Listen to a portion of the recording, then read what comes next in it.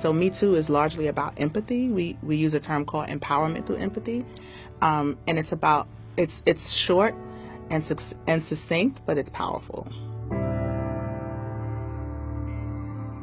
It started because I'm a survivor of sexual violence. I spent many years in my early 20s, late teens and early 20s, trying to figure out what healing looked like for myself. I talked to a lot of people, close friends and community, and where I found the most safe space was when people empathize with my experience. I also believe in the beauty of Me Too. I believe in the beauty of people, of being in community and supporting each other. And what we've seen for the last 24 hours is what community looks like when people support each other. And survivors are really the only ones who truly understand other survivors. And I think that's been one of the most wonderful things to come out of the hashtag blooming. For women who feel like that their stories aren't as important or aren't important enough to say Me Too, I'd like to talk about the spectrum of gender-based violence, right? Gender-based violence starts on one end with sexual harassment and runs the gamut to murder. And so there's no story that's unimportant. There's no person whose experience shouldn't be validated.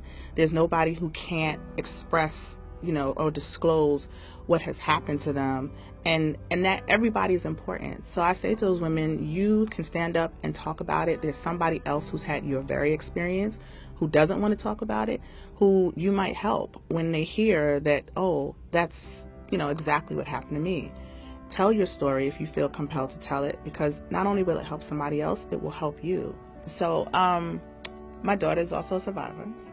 And it was something that was very difficult for us. It was very difficult for me.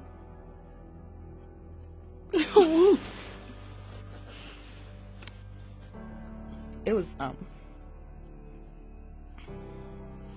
I got this. So, when we first had the conversation about me talking about, what had happened to me, I could see the heartbreak for her, but I didn't really understand where it came from, because I had been around her work my entire life, so I knew of the work she did, but didn't understand the work she did and didn't really internalize it for myself.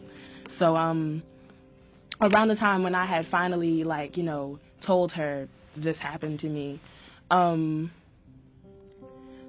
I became more heavily involved in her work, and I started to see what she really did for the community firsthand. No one has ever supported me the way she has. No one has ever, she never made me feel, I don't know how to explain it. It was the first time I had said it out loud, and it was the first time after saying it I didn't feel like it was my fault. And a lot of what she's done for me and what she's done for so many other young women and femmes and beyond has just made us feel like it's not our fault and you're not alone. I think that the narrative should be shifted.